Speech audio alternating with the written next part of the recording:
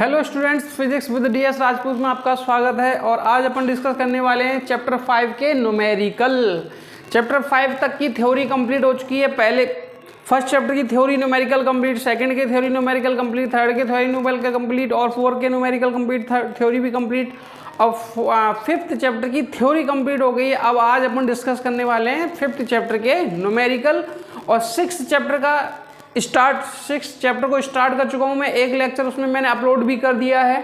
और बात करते हैं लाइव क्लास की, तो कई बच्चे लाइव क्लास के लिए बोल रहे हैं, तो उनको लिए मैंने बताया था लाइव क्लास के लिए हमने क्या बताया था आपको कि लाइव क्लास हम जो है ना high speed HIGH high speed classes, ठीक है ना, हाई स्पीड क्लासेस वाले चैनल पे आपको फिजिक्स लाइव मिलेगी, ठीक है ना। क्या मिलेगी? लाइव फिजिक्स और जीविका केमिस्ट्री क्लासेस, ठीक है ना, जीविका केमिस्ट्री क्लासेस।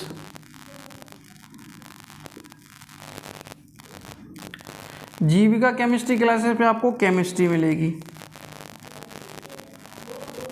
ओके, दोनों चैनल में लाइव स्टार्ट होने वाला है। फिजिक्स का भी और केमिस्ट्री का भी 4-5 दिन में लाइव होना स्टार्ट हो जाएगा। हाई स्पीड क्लासेस पे आपकी लाइव क्लासेस चलेंगी, इंग्लिश मीडियम की भी और हिंदी मीडियम की भी। जिसका रिस्पांस अच्छा आ जाएगा बस वही की क्लासें कंटिन्यू होंगी। और लाइव क्लासेस स्टार्ट करने के लिए हमने ये बताया था आपको, कोई भी बच्चे रिस्पॉन्स नहीं कर रहे। पहले सब कह रहे थे सर लाइव क्लासेस स्टार्ट करो, लाइव क्लासेस स्टार्ट करो, तो मैंने उनसे बस सिर्फ इतना कह दिया कि भाई 500 रुपये जो है ना, आप हमारे फ़ोन पे नंबर हमारा है 95 36 35 50 50 09 95 36 35 50 09। हमने कहा था ये हमारा फ़ोन पे नंबर है, इस पर आप ज़्यादा नहीं 500 रुपये सेंड करो, बस आपकी लाइव क्लासेस स्टार्ट हो जाएगी। और ये इसलिए मांग रहा हूँ मैं कि लॉकडाउन चल रहा है बेटा, हमारे पास कोई बजट नहीं, और सेटअप लगाने के लिए, लाइव सेटअप के लिए आपको जो भी खर्चा आएगा अगर आप एडजस्ट कर पा रहे हो तो ठीक है, नहीं तो अपलोडिंग में जो है ना समय लग रहा है और अपलोडिंग में टाइम भी लगता है, दुनिया भर की खिचड़ी पकती है उसमें।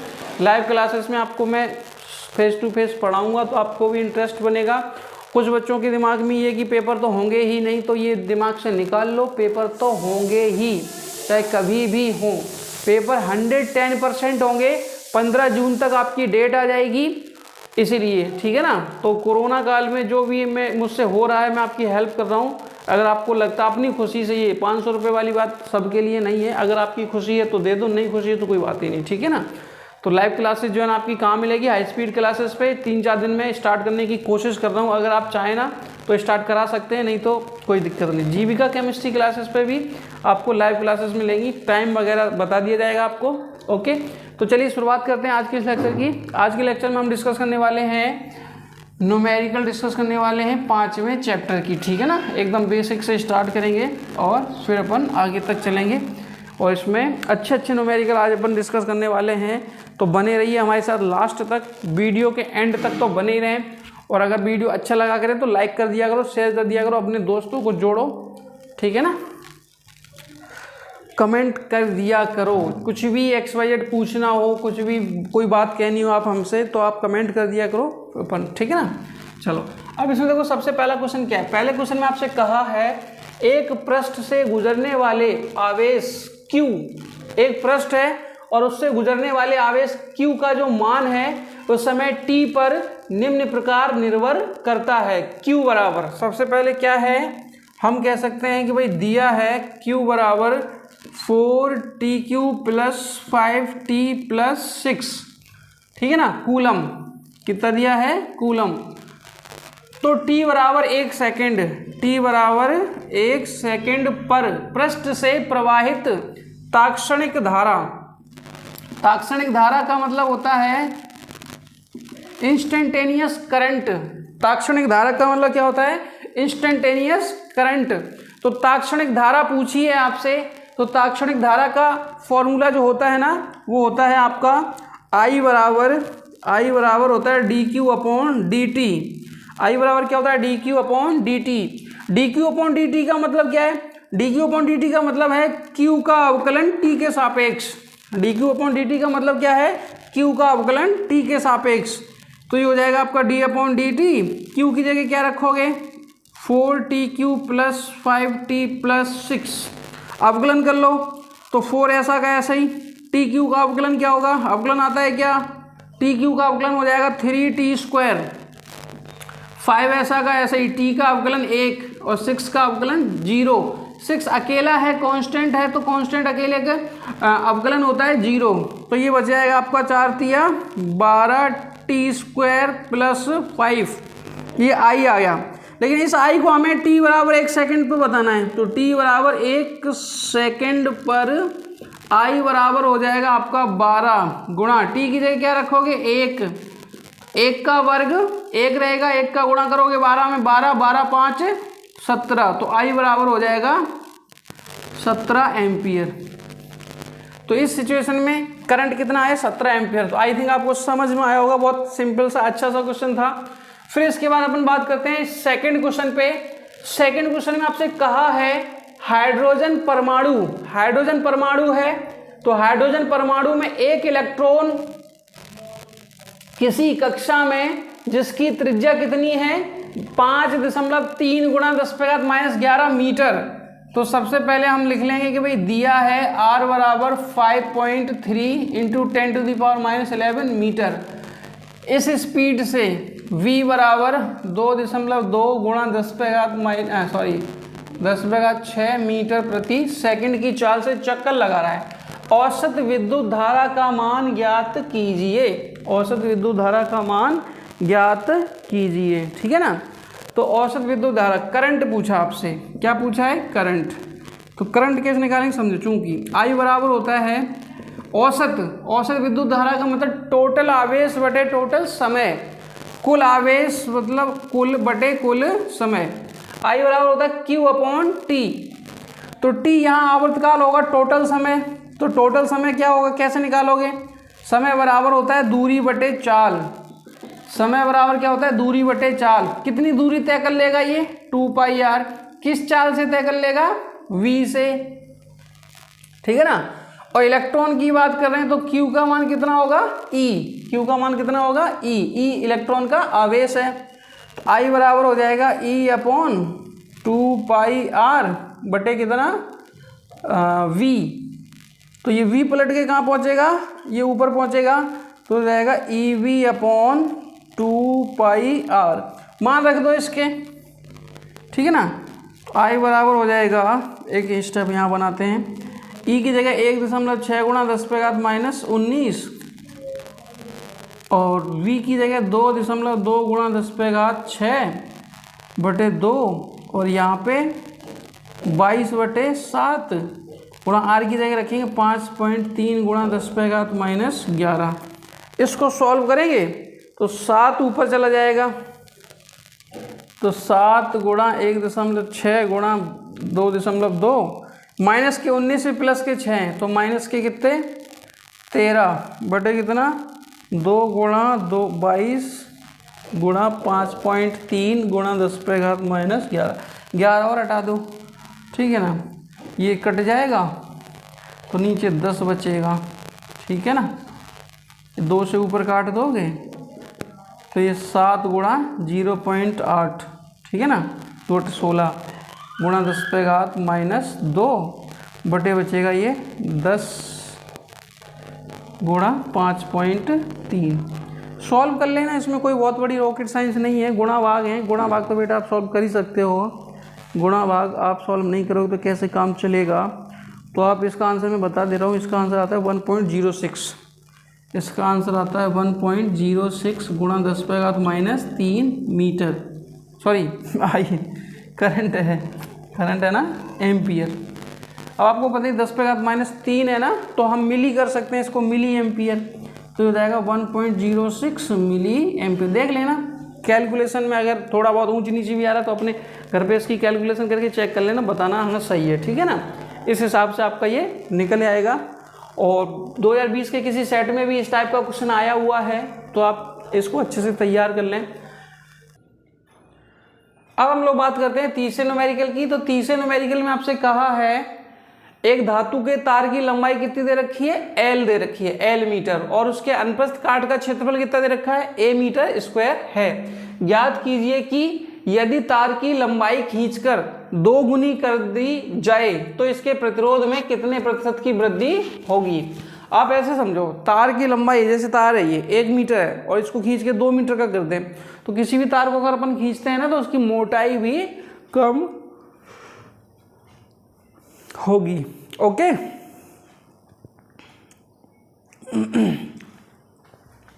तो उसकी मोटाई भी कम होगी। अब इसमें देखो, तो सबसे पहले अपन बात कर लेते हैं आर। प्रारंभिक प्रतिरोध कितना होगा, आर बराबर हो जाएगा रो एल बटे ए।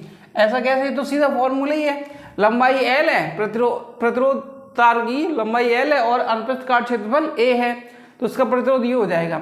अब सवाल में ये कह रहे हैं कि यदि एल डैश कितना कर लें, 2l, मतलब लंबाई को कितना कर दें, डबल कर दें, ठीक है ना। तो आपको पता ही है कि अगर इसकी लंबाई को खींच कर डबल कर देंगे तो इसकी मोटाई भी आधी हो जाएगी, और अगर मोटाई आधी हो जाएगी तो इसका अनुप्रस्थ काट क्षेत्रफल आधा हो जाएगा। अनुप्रस्थ काट क्षेत्रफल क्या हो जाएगा, आधा। तो नया प्रतिरोध क्या हो जाएगा, नया प्रतिरोध आर डैश बराबर हो जाएगा रो एल डैश बटे ए डैश, ठीक है ना। ओके, अब इसमें देखो एल डैश के लिए क्या रखोगे, 2l, और यहां a बटे 2 ऊपर पहुंचेगा पलट के, तो आर डैश आ जाएगा 4 रो एल बटे ए। रो एल बटे ए की जगह क्या रखोगे, आर, तो आर डैश आ जाएगा आपका 4r। मतलब पहले प्रतिरोध अगर R होगा तो अब प्रतिरोध कितना हो जाएगा, 4R हो जाएगा। कितना हो जाएगा, 4R, ठीक है ना। लेकिन हमसे तो प्रतिशत पूछा है, तो प्रतिरोध में प्रतिशत वृद्धि, प्रतिरोध में प्रतिशत वृद्धि, किसी भी चीज में प्रतिशत वृद्धि निकालनी हो, किसी भी चीज में प्रतिशत वृद्धि निकालनी हो तो कैसे निकालते हैं, नया प्रतिरोध माइनस पुराना प्रतिरोध बटे पुराना प्रतिरोध, ऐसे, और गुणा में कितना, 100।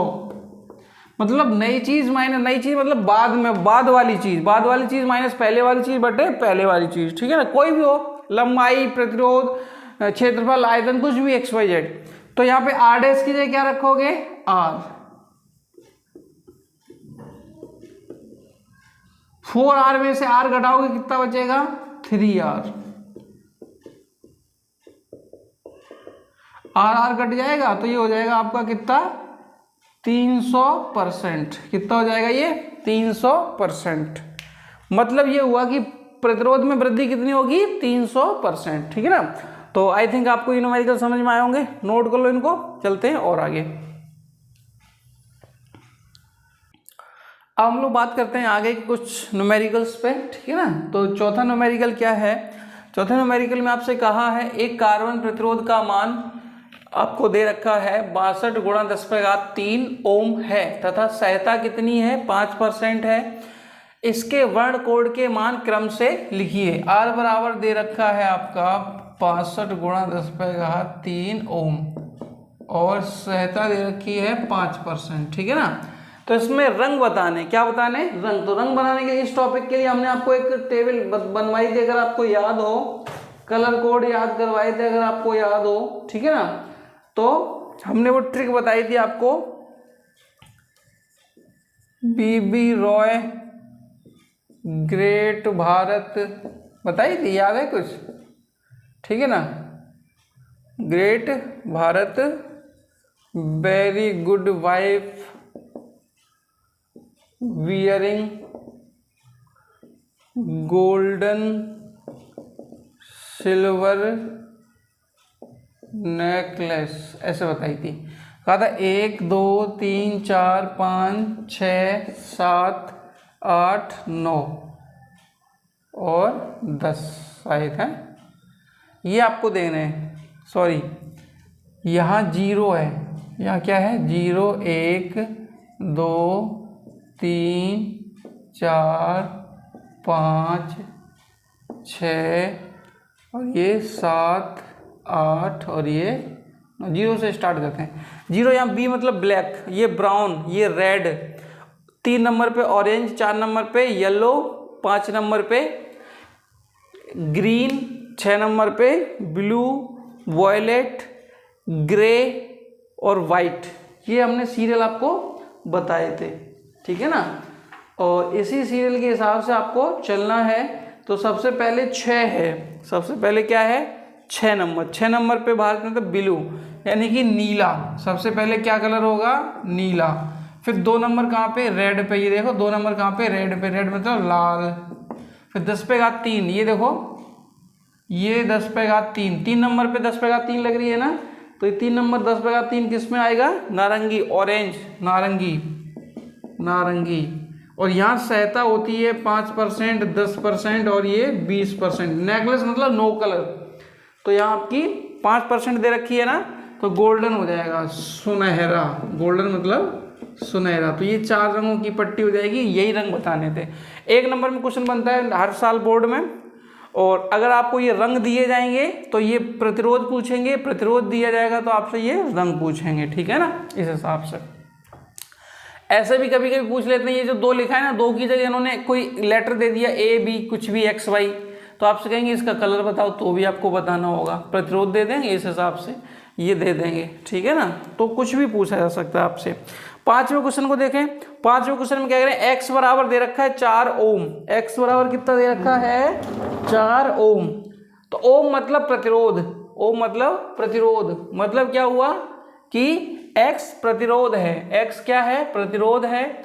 और ओम इंटू मीटर, वाई का मान दे रखा है 48 गुणा 10 पे घात -8 ohm into metre. Ohm into metre का मतलब प्रतिरोधकता, ओम इंटू मीटर किसका मात्रक है प्रतिरोधकता का, ठीक है ना। तो वाई क्या है प्रतिरोधकता, तो मतलब ये हुआ कि एक्स है आपका प्रतिरोध और वाई क्या है आपकी प्रतिरोधकता। ओके, अब आपसे कह रहे हैं चालकों की लंबाई आधी कर दें, चालकों की लंबाई क्या कर दें आधी कर दें। तो एक्स और वाई के संगत मान लिखिए। अब आप ध्यान दो जरा, हमने आपको बताया था कि जो प्रतिरोध होता है वो लंबाई के समानुपाती होता है। प्रतिरोध जो होता है वो लंबाई के समानुपाती होता है, यानी कि लंबाई बढ़ेगी उसी रेशियो में प्रतिरोध बढ़ेगा, लंबाई घटेगी तो उसी रेशियो में प्रतिरोध घटेगा। लंबाई आधी कर रहे हैं तो प्रतिरोध भी आधा हो जाएगा। तो x का मान पहले कितना था 4, अब हो जाएगा 2 ओम, आधा हो जाएगा, समझे। सीधा लिखना होता है, लंबाई आधी करने पर प्रतिरोध की मान भी आधा हो जाएगा। और हमने ये बताया था कि जो प्रतिरोधकता होती है वो L और A पे डिपेंड नहीं करती है।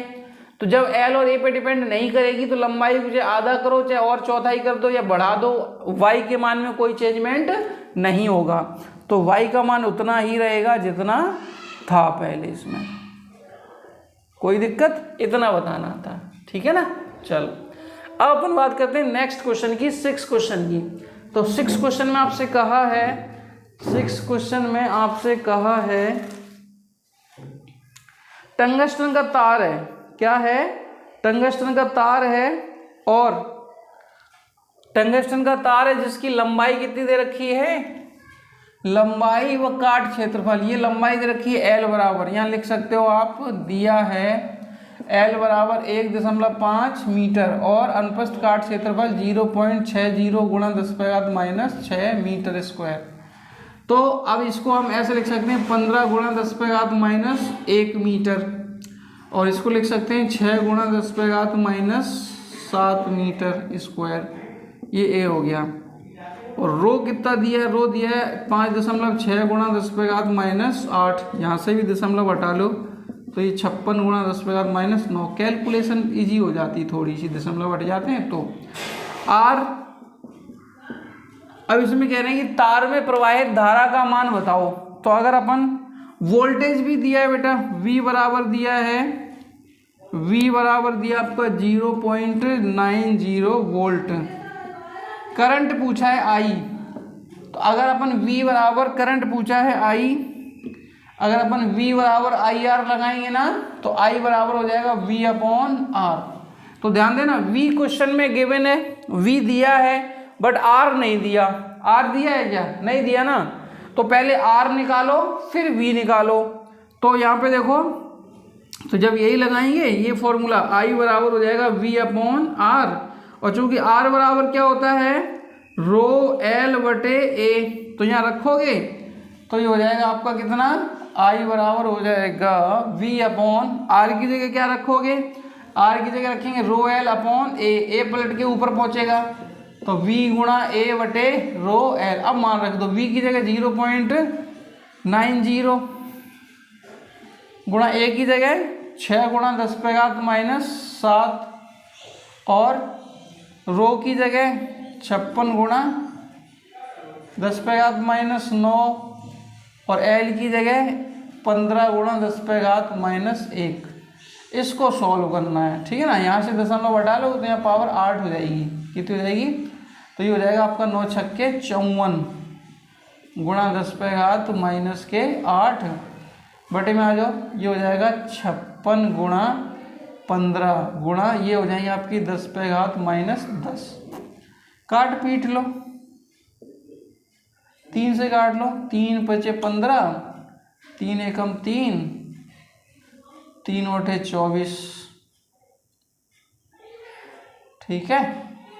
बस इनको काट भी, यहाँ से घाते तो कट जाएंगी, तो 18 गुणा 10⁻⁻2 प्लस 2 हो जाएगा बटे 5 छक्के 30 की 0 यहाँ से लगी 3 पचम 25 और 3 28 280। 1 0 यहाँ से कट जाएगा तो ऊपर बचेगा 180 और नीचे बचेगा। डिवाइड कर लोगे तो ये हो जाएगा आपका 6 पॉइंट कुछ करके आ रहा है। डिवाइड करना आता ही होगा आपको, कर लेना 43 एम्पियर, ठीक है ना। ओके चलो अब अपन बात करते हैं नेक्स्ट क्वेश्चन की। नेक्स्ट क्वेश्चन में आपसे कहा है प्लेटिनम प्रतिरोध। प्लेटिनम प्रतिरोध तापमापी के प्लेटिनम के तार का प्रतिरोध कितना दे रखा है हिमांक पर। हिमांक का मतलब समझते हो ना, जहां बर्फ जम जाती है ना वहां प्रतिरोध दे रखा है, यानी कि 0 डिग्री पे प्रतिरोध दे रखा है 5 ओम और 100 डिग्री पे प्रतिरोध दे रखा है 5 पॉइंट। भाप बिंदु, भाप बिंदु जानते हो क्या होता है, जहां भाप बन जाए 100 डिग्री सेल्सियस 100 डिग्री सेल्सियस, ठीक है ना। तो वहां दे रखा है प्रतिरोध 5.23 ओम। अब कह रहे हैं जब तापमापी को किसी तप्त ऊष्मक में प्रवेश कराया जाता है तो प्लेटिनम के तार का प्रतिरोध कितना है 5.795 ओम हो जाता है। ऊष्मक का ताप ज्ञात कीजिए, ऊष्मक का ताप ज्ञात कीजिए।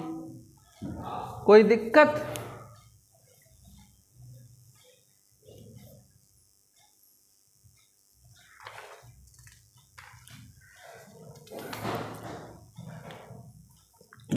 ठीक है ना। चलो R0 कितना दे रखा है 5 ओम, R0 मतलब 0 डिग्री सेल्सियस पे, और R100 कितना दे रखा है, R मतलब प्रतिरोध है 5.23 ओम, और RT T डिग्री सेल्सियस पे कितना दे रखा है, मतलब समझे, यानी कि हिमांक पर प्रतिरोध दे रखा है 5 ओम, 100 डिग्री सेल्सियस पे प्रतिरोध दे रखा है 5.23, और कोई ऐसा टेम्परेचर है जो हमें पता नहीं वहां प्रतिरोध इतना दे रखा है, उसी टेम्परेचर को ज्ञात करना है। तो फॉर्मूला क्या होता है, T डिग्री सेल्सियस पे प्रतिरोध बराबर 0 डिग्री सेल्सियस पे प्रतिरोध 1 plus alpha delta T. Alpha होता है प्रतिरोध ताप गुणांक और डेल्टा टी होता है तापांतर। डेल्टा टी क्या होता है, तापांतर, ठीक है ना। तो आपसे टी पूछा है, क्या पूछा है, टी। तो यहाँ पे फॉर्मूला लिख दें, चूंकि आर टी बराबर हो जाता है R0 1 plus alpha delta T. ये मतलब 0 डिग्री सेल्सियस पे प्रतिरोध और T डिग्री सेल्सियस पे प्रतिरोध जो है ना, ये इसका रिलेशन है, ये इसका फॉर्मूला है। ओके, अब इसमें पहले हम 0 और 100 को ले लेते हैं, ठीक है ना। पहले हम 0 और 100 को ले लेते हैं और फिर 0 और T को ले लेंगे। तो हम यहाँ लिख लेंगे प्रश्नानुसार, क्या लिख लेंगे, प्रश्नानुसार। तो R100 बराबर R0 और 1 प्लस अल्फा डेल्टा टी, ठीक है ना। R0 का गुणा करो तो R100 बराबर R0 plus R0 alpha into delta T, मतलब तापांतर होता है, तो तापांतर कैसे निकालोगे? 100 माइनस जीरो, 100 माइनस जीरो, तो ये R0 इधर आएगा तो प्लस माइनस का हो जाएगा R100 माइनस R0 बराबर R0 अल्फा, और ये 100 बचेगा, कितना बचेगा? 100। इसको डाल दो इक्वेशन नंबर 1। फिर टी डिग्री और 0 डिग्री में बना लो, तो RT बराबर R0 और 1 प्लस अल्फा डेल्टा टी, ठीक है ना, अल्फा डेल्टा टी। तो यहाँ हो जाएगा आपका RT, और यहाँ R0 का अंदर गुणा कर लो, और यहाँ T माइनस जीरो, कितना बचेगा? T minus zero. R0 इधर आएगा तो माइनस का हो जाएगा RT माइनस R0 बराबर R0 अल्फा और T। इसको डाल दो समीकरण नंबर 2। अब इनको डिवाइड कर लो, समीकरण 1 और 2 को क्या कर लो? डिवाइड।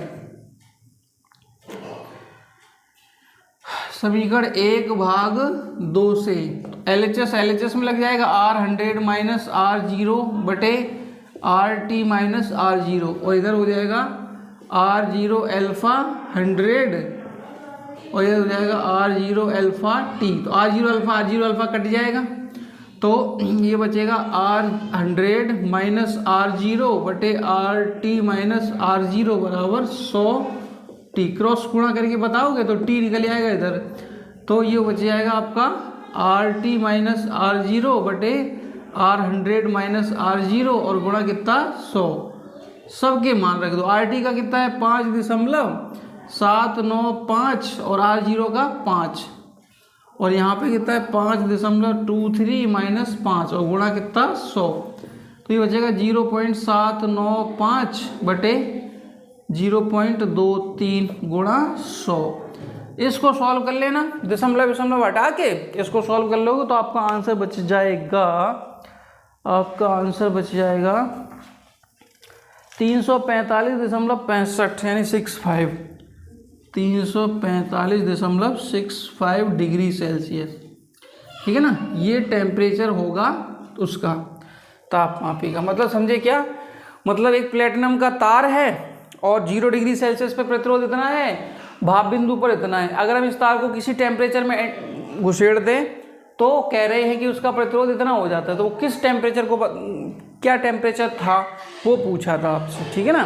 तो आई थिंक आपको ये समझ में आए होंगे, तो इसको नोट कर लो जल्दी से, चलते हैं फिर आगे। ओके, चलिए तो फिर बात करते हैं और आगे के क्वेश्चंस की। तो 8वें क्वेश्चन की बात करें तो 8वें क्वेश्चन में आपसे क्या कहा है? इसमें आपसे कहा है कि एक चित्र दे रखा है, चित्र में दर्शाए गए विद्युत परिपथ में बिंदु A एवं C के मध्य तुल्य प्रतिरोध ज्ञात कीजिए। ये जो चित्र दिखाई दे रहा है ना, आपको चित्र दिखाई दे रहा है ना, तो इस चित्र में आपसे कहा है कि आपको तुल्य प्रतिरोध निकालना है, टोटल प्रतिरोध, ठीक है ना। तो प्रतिरोधों को जोड़ना, प्रतिरोधों के संयोजन हमने आपको बताए थे, श्रेणी क्रम संयोजन और समांतर क्रम संयोजन। तो पहचान लेते हो क्या? तो आप ऐसा करो, इस वाले प्रतिरोध को मान लेते हैं R1, इस वाले को मान लेते हैं R2 और इस वाले को मान लेते हैं R3। तो आपको दिख रहा होगा, चूंकि लगाओ R2 व R3 कौन से क्रम में हैं? समांतर क्रम में। कौन से क्रम में हैं? समांतर क्रम में हैं। तो समांतर क्रम में प्रतिरोधों को कैसे जोड़ते हैं? बटे में। समांतर क्रम में प्रतिरोधों को कैसे जोड़ते हैं? 1/R' कर लो इसको, 1/R2 प्लस 1/R3।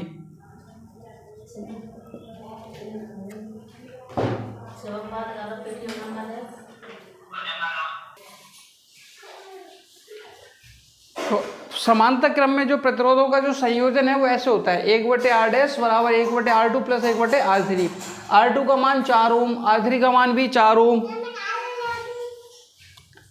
तो हाँ ले लो, 1/4 प्लस 1/4 कितना हो जाएगा? एलसीएम हो जाएगा 4, तो ऊपर हो जाएगा 2, तो 2/4 कट गो। तो ये R' कितना निकलेगा? 2 ओम। R' कितना निकलेगा? अब ये जो R' आया है ना, ये R', इसका टोटल R' आ गया, इसका टोटल R' आ गया। तो ये R' जो है ना, इसके साथ श्रेणी क्रम में रहेगा। किस में रहेगा? श्रेणी क्रम में। तो ये हो जाएगा आपका कितना? चूंकि R1 व R' किस में है? श्रेणी क्रम में है। किसमें है? श्रेणी क्रम में है, ठीक है ना। तो श्रेणी क्रम में तो आर इक्विवेलेंट कितना हो जाएगा टोटल आर? तो R1 प्लस आर डैश 4 ऊपर इसका, सॉरी इसका कितना R1 का 2, आर डैश कितना आया 2, 2 और 2 4 ओम। तो टोटल प्रतिरोध कितना हो जाएगा? तुल्य प्रतिरोध 4 ओम। ए और सी के बीच तुल्य प्रतिरोध 4 ओम, ये इसका आंसर हो जाएगा। वैसे ही यहाँ आ जाओ, इसमें आपसे कहा है चित्र में दर्शाए गए संयोजन का तुल्य प्रतिरोध बताओ। इसको मान लो R1, इसको मान लो R2, इसको मान लो R3, ठीक है ना, इसको मान लो R4, इसको मान लो R5, इसको मान लो R6। अब ये वाले देखो जरा, ये किसमें है? ये आपके समांतर क्रम में है। अगर ये समांतर क्रम में है ना तो कैसे जुड़ेंगे? तो यहाँ पे लिख दो आप चूंकि करके R5 व R6 कौन से क्रम में है? समांतर क्रम में है, ठीक है ना। तो समांतर क्रम में कैसे जुड़ेंगे? बटे में 1 बटे आर डैश बराबर 1 बटे R5 प्लस 1 बटे R6। R5 और R6 की वैल्यू कितनी है? 3 और 6,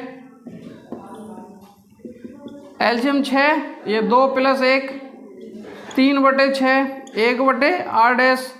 काटोगे इसको 2 बार तो आर डैश का मान आ जाएगा 2। अब ये इनका जो टोटल आर डैश आया है, ये आर डैश जो है ना R4 के साथ किस में हो जाएगा? श्रेणी क्रम में। तो चूंकि आर डैश व R4 किस में हो जाएंगे? श्रेणी क्रम में हो जाएंगे, श्रेणी क्रम में होंगे।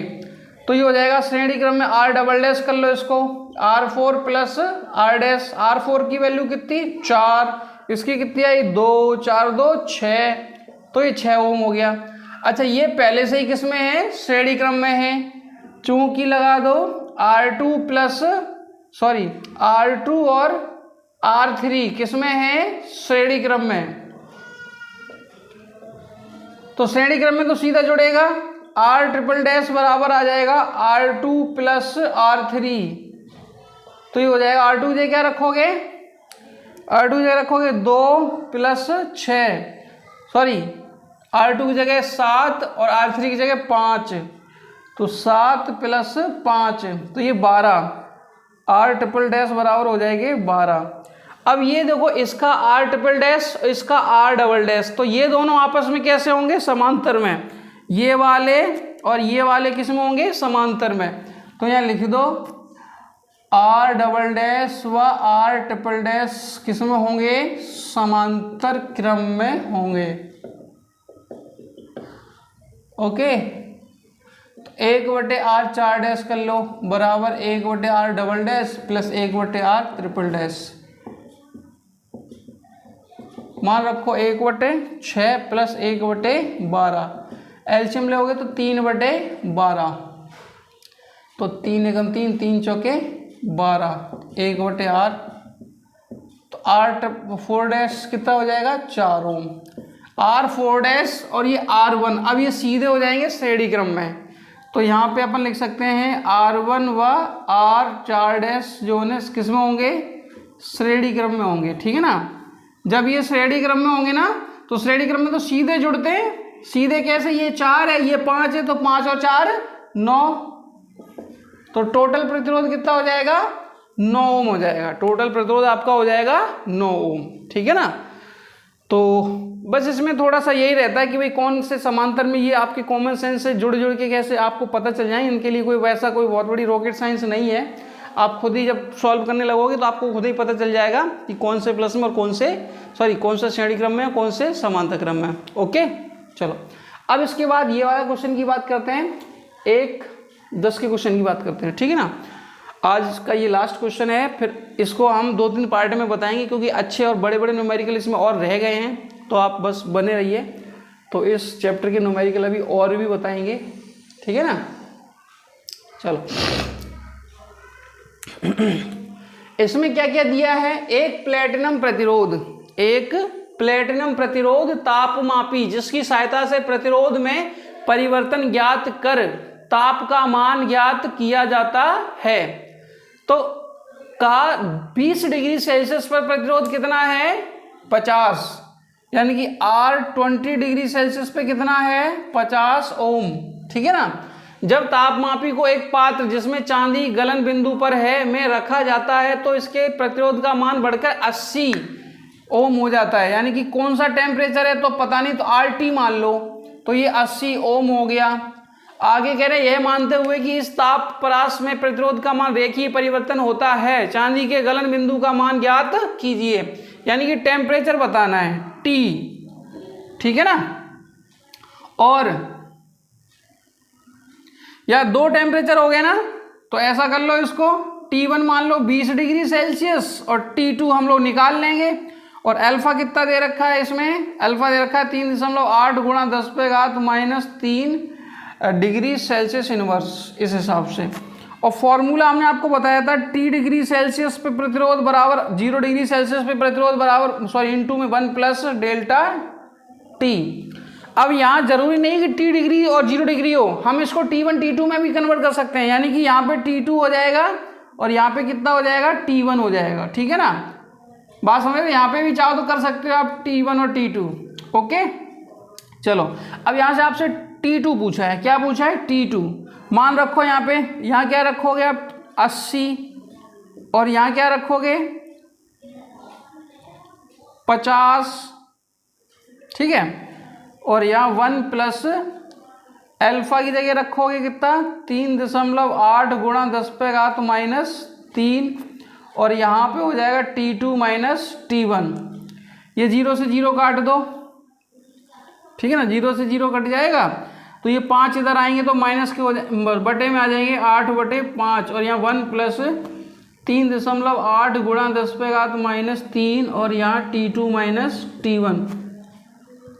ये 1 इधर आएगा तो माइनस का हो जाएगा 8/5 माइनस 1 बराबर 3.8 गुणा 10⁻³ और यहाँ T2 माइनस T1। तो ऐसे में लेके सॉल्व करोगे तो 5 एकम 5, 8 में से 5 घटाओ तो ये 3 बचेंगे, तो 3/5, ठीक है ना। बराबर में यहाँ 38 कर लो और यहाँ 10⁻⁻4 हो जाएगी T2 माइनस T1। ये भाग गुणा वाली कहाँ आ जाएगी, भाग में। तो T2 माइनस T1 आपका बच जाएगा 3/5 गुणा 5 गुणा 38 गुणा 10⁻⁻4। 10⁻⁻4 ऊपर जाएंगे तो प्लस के हो जाएंगे, ठीक है ना। तो ये 3 गुणा 10⁻4 प्लस के हो गए बटे 5 के गुणा कर लो, 5 8 40 की 0 आंसर लगी 4, 5 दिए 15, 4 19। ऐसे एक 0 कम हो जाएगी तो T2 माइनस T1 की जगह चाहो तो आप 20 रख दो, 20 डिग्री सेल्सियस माने जाएंगे। और ये 0 कम हो जाएगा तो ऊपर 3000 बचेंगे, कितने बचेंगे 3000 बटे कितना 19। अब इसका भाग कर लो, 20 उधर प्लस में चले जाएंगे तो 19 से कम 19, 3000 में 19 का भाग लगाना है, ठीक है ना। तो हम यहाँ जगह कर दे रहे, ये नोट कर लो, इसको स्क्रीनशॉट लेको जल्दी से हटाओ, मिटा दें। स्क्रीनशॉट लेके इसको जल्दी से हटा लो, ले लो वही ले लो, ले लिया। चलो यहाँ पे हमें 3000 में 19 का भाग देना है, ठीक है ना। तो आप इस तरीके से दे सकते हो 19 से कम 19 कितना बचेगा 11 है, हाँ फिर 0 डालो, 19 दूनी 38, 29 57, 4 76, 19 पने 95, 19 छक्के कितने हो गया, 19 का पहाड़ ही भूल गया मैं यार, कर लियो यार। 19 पने 95, हाँ 5 बार ही जाएगा, 5 1 फिर 1 0 डाल लो, ठीक है ना। फिर से लगाओ 19 पने 95, 19 7 बार चला जाएगा, 63 3 हासिल 1 सॉरी 6 और 7 एकम 7 6 13, 19 7 133, ठीक है। 9 3 12 2 हासिल 1, 3 और 1 4 और 1 5 ज़्यादा हो जाएगा, 19 7 133 कितना आ जाएगा 10 में 3 की 7, 1 17 बच गई, पॉइंट लगा दो 0 बढ़ा दो, ठीक है ना। और 9 2 11 की आंसर लगी 1 5 और 1 6 और 1 7 और 1, हाँ लगभग कितने बार चला जाएगा 7 8 9, तो मतलब लगभग में है, ठीक है।